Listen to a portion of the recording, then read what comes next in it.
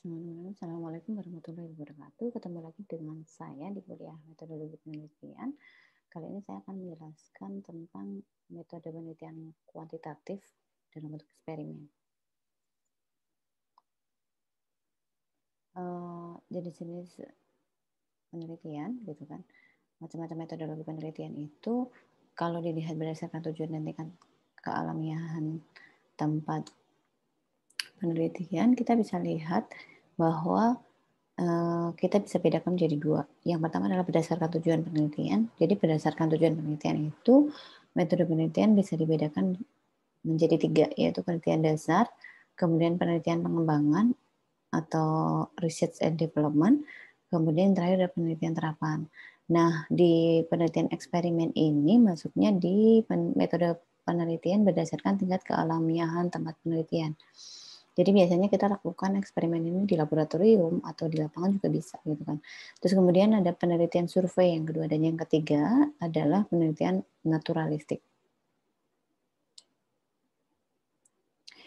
Pengertian dan bentuk desain eksperimen merupakan metode penelitian yang digunakan untuk mencari pengaruh perlakuan tertentu terhadap yang lain dalam kondisi yang terkendalikan. Biasanya kalau di teknik sipil kita banyak di material ya, pencampuran material dan sebagainya. Kemudian macam-macam desain eksperimen sendiri itu ada 4. Yang pertama adalah pre-eksperimental. Kita bisa bedakan, yang pertama adalah one shot case study, kemudian one group retest, post test, dan yang ketiga adalah intake group comparison.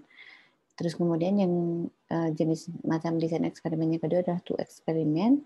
True experiments ini dibedakan menjadi dua, ada post test only control design dan pre-test control group design. Kemudian ada factorial eksperimen atau faktorial eksperimental, dan yang terakhir ada quasi eksperimental yang terdiri dari time series design dan non-equivalent control group design. Kita akan bahas satu persatu. Yang pertama adalah pre-experimental design, merupakan eksperimen sungguhan karena masih terdapat variabel luar yang ikut terpengaruh terhadap terbentuknya variabel dependen. Jadi variabel independen itu ada banyak gitu kan, sehingga berpengaruh terhadap variabel independen. Dan pre-experimental design ini dilakukan sebelum true eksperimen dilakukan. Nah, bentuk pre-experimental design ini yang pertama adalah one shot case study, one group retest post test design, dan intake group comparison. Kita lihat satu persatu nih. Kalau yang pertama one shot case study ini menggunakan paradigma penelitian dengan mode XO. XO itu kita asumsikan sebagai treatment yang diberikan, contohnya misalnya ya. Ini merupakan variabel independen, sedangkan O-nya adalah observasi atau variabel dependennya.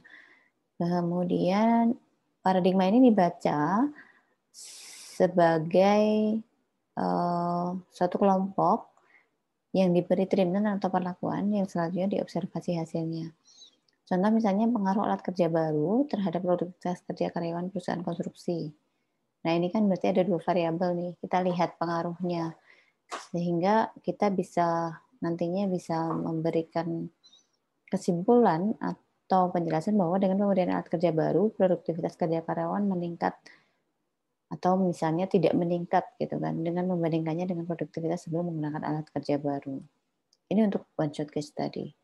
Kemudian untuk one group retest post test kita memiliki dua perlakuan. Jadi yang perlakuan yang pertama adalah sebelum diberikan perlakuan, yang kedua adalah setelah dilakukan perlakuan.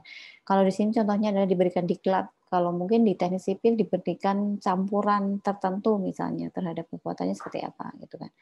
Nah, ini memang seringkali dipakai oleh anak-anak yang melakukan uji lab atau uji laboratorium. Pada desain ini terhadap pretest dan sebelum dilakukan perlakuan. Dan nanti setelah dilakukan perlakuan akan dilakukan post test.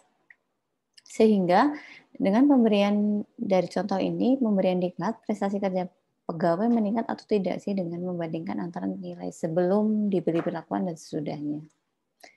Ini untuk jenis eksperimental desain yang kedua. Dan yang terakhir adalah intake group comparison. Ini kita intinya sama ya, tetapi kita memiliki kelompok kontrol atau X. Kalau tadi kan cuma observasi 1 dan observasi 2. Kalau ini kita punya X sebagai moderatornya. Jadi pada desain ini contohnya terdapat satu kelompok yang digunakan untuk penelitian, tetapi dibagi dua gitu. Yang setengah kelompok untuk eksperimen yang diberi perlakuan, dan yang setengah kelompok adalah yang tidak diberi perlakuan. Kalau tadi kan kita semuanya diperlakukan sama sebelum dan sesudah. Kalau ini kita bagi dua. Jadi setengahnya dikasih perlakuan dan yang setengahnya tidak gitu kan. Contoh misalnya terdapat sekelompok karyawan di bidang produksi yang setengah dalam melaksanakan pekerjaannya menggunakan lampu dan yang setengah terang gitu kan, dan yang setengahnya lagi dengan lampu yang kurang terang gitu kan. Maaf, tadi yang setengah itu lampunya sangat terang gitu kan. Ini satunya kurang terang gitu. Setelah beberapa minggu diukur produktivitas kerjanya, maka kita akan tahu nih kelompok mana yang lebih produktif. Jadi lampu itu sebagai moderatornya atau sebagai perantaranya atau sebagai apa namanya, yang dinilai gitu kan dalam intergroup comparison ini. Jadi pengaruh cahaya lampu terhadap produktivitas kerjanya bisa diukur dari observasi 1 dikurangi observasi 2. Oke, itu untuk pre-experimental design. Nah, kalau true experimental design ini peneliti dapat mengontrol semua variabel luar yang mempengaruhi jalannya eksperimen. Ciri utama penelitian ini adalah sampel yang digunakan untuk eksperimen maupun sebagai kelompok kontrol diambil secara random pada populasi tertentu.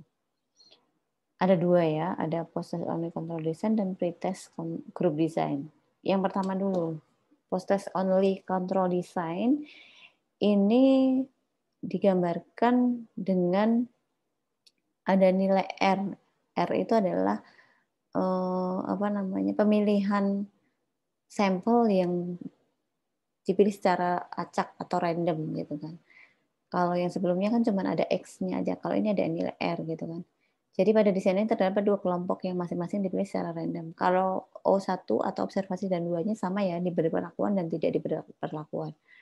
Kelompok pertama diberi perlakuan, kelompok eksperimen X, dan kelompok yang lain tidak. Jadi kelompok kontrol. Pengaruh treatment dianalisis dengan uji beda, pakai statistik t-test misalnya. Dulu kalau sudah pernah belajar statistik, pasti sudah belajar dengan konsep t-test ini ya. Jika ada perbedaan antara kelompok eksperimen dan kelompok kontrol secara signifikan, berarti perlakuan yang diberikan berpengaruh secara signifikan. Nah, gitu. Contohnya, misalnya dalam suatu eksperimen, pengujian beton dibuat 2 sampel beton dengan campuran agregat yang sama. Salah satu sampelnya diberi campuran fly ash, jadi pengaruh fly ash terhadap kekuatan beton adalah O1 dibanding dengan O2 gitu kan. Jadi kalian bisa lihat nih, kalau misalnya mau ngambil penelitian topiknya tentang material atau struktur gitu kan. Nah, nanti desain metodologi yang mana yang mau kalian pilih gitu kan. Dari yang sudah saya jelaskan ini nanti. Terus yang kedua, untuk true eksperimen desain ini ada pretest group design ini paradigmanya semua nilai atau semua yang dipilih itu dipilih secara random gitu kan. Terus kemudian pada desain ini terdapat dua kelompok yang dipilih secara random, kemudian diberi pretest untuk mengetahui keadaan awal. Adakah perbedaan antara kelompok eksperimen dan kelompok kontrol? Jadi kalau tadi cuma kelompok eksperimen dan kelompok kontrol, kita lihat perbedaannya. Kalau ini kita adakan pretest dan post-test juga gitu. Jadi hampir gabungan dari metode tadi ya, pre-experimental design yang kedua dan yang ketiga. Kemudian hasil pretest yang baik bila nilai kelompok eksperimen tidak berbeda secara signifikan. Contohnya misalnya kasusnya adalah pengaruh diklat terhadap prestasi kerja karyawan atau kerja pegawai. Dengan pemberian diklat, prestasi kerja pegawai meningkat atau tidak sih dengan membandingkan antara nilai pretest dan post-testnya. Nah, ini adalah dua jenis metode yang sudah kita jelaskan. Dan yang ketiga adalah factorial design. Ini nggak ada kategorinya ya. Dia satu, cuman istilahnya factorial design. Merupakan modifikasi dari true eksperimen design, yaitu dengan memperhatikan kemungkinan adanya variabel moderator yang mempengaruhi perlakuan variabel independen terhadap hasil variabel dependen. Paradigma factorial design digambarkan sebagai berikut nih. Hampir sama ya. Jadi ada satu lagi variabel Moderator namanya. Kalau tadi X itu bukan variabel moderator ya. X ini adalah apa namanya, faktor yang mempengaruhi ya, faktor yang kita teliti gitu kan. Misalnya tadi pengaruh cahaya lampu terhadap produktivitas kerja. Berarti ini adalah bukan variabel sih, lebih ke apa namanya, faktor gitu ya. Walaupun sebenarnya faktor itu masuk ke dalam variabel. Tapi kalau variabel moderator ini kita lambangkan dalam bentuk Y gitu kan. Y1 gitu kan. Contoh kita lihat kasusnya, oh nggak ada ya. Jadi ini itu kayak misalnya mungkin ketika bicara tentang pengaruh cahaya lampu terhadap produktivitas, mungkin sebelum kita bicara produktivitas itu ada faktor lain atau apa namanya yang mengakibatkan lampu tersebut pengaruh. Misalnya sebelum kita sampai ke produktivitas mungkin adalah kenyamanan bekerja misalnya ya. Jadi pengaruh cahaya lampu terhadap kenyamanan bekerja sehingga nanti mengakibatkan produktivitasnya meningkat kayak gitu. Nah, itu adalah bagian dari factorial design. Terus kemudian quasi experimental design merupakan modifikasi dari itu experimental design tapi yang sudah dilaksanakan. Contohnya di sini ini merupakan kelompok kontrol, tetapi tidak berfungsi sepenuhnya untuk mengontrol variabel-variabel luar yang mempengaruhi pelaksanaan eksperimen. Bentuknya ada dua ya, tadi ada time series design sama non-equivalent control group design. Nah, kalau time series design ini ada ininya ya, apa namanya, ada observasinya, jadi panjang ini. Jadi bisa diobservasi sampai 8 kali nih. Pada desain ini, kelompok yang digunakan untuk penelitian tidak dapat dipilih secara random. Jadi tidak ada pemilihan secara random, harus urut dan harus sesuai dengan apa namanya aturan atau terhadap harus tidak boleh random, harus sesuai dengan desain yang sudah dibuat dari awal gitu ya. Kemudian sebelum diberi perlakuan, kelompok diberi pretest 4 kali. Jadi kalau tadi pretestnya cuma sekali, kalau ini diberi pretestnya sampai 4 kali. Dengan maksud untuk mengetahui kestabilan dan kejelasan keadaan kelompok sebelum diberi perlakuan. Bila hasil pretest selama 4 kali ternyata nilainya beda-beda, berarti kelompok tersebut keadaannya labil, tidak menentu, dan tidak konsisten. Sehingga tidak bisa kita langsung ambil nilai rata-ratanya gitu kan. Setelah kestabilan keadaan kelompok diketahui dengan jelas, maka baru diberikan treatment. Ini lebih bisa dipercaya ya, maksudnya ini lebih bagus lagi metodenya. Kemudian, desain penelitian ini hanya menggunakan satu kelompok saja, sehingga tidak memerlukan kelompok kontrol. Oke, jadi tidak perlu kelompok kontrol. Sehingga hasil pretest yang baik itu adalah dari keempat hasil pretest tadi nilainya sama. Dan hasil perlakuan yang baik adalah dari keempat hasil perlakuan itu adalah hasilnya sama. Besarnya pengaruh perlakuan adalah kita jumlahkan dari hasil pretest dikurangkan dengan hasil perlakuan dikurangkan dengan hasil pretestnya atau post test dikurangi pretestnya.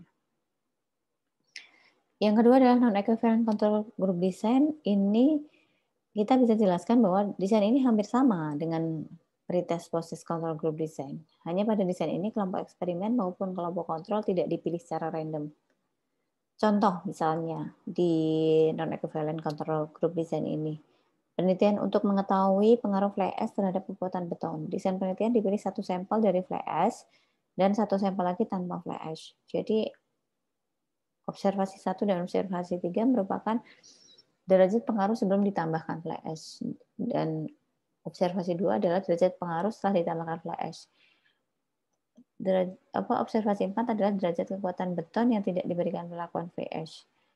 Sehingga kita bisa lihat nih pengaruh fly ash terhadap kekuatan beton adalah O2 dikurangi O1 dikurangi O4 dikurangi O3.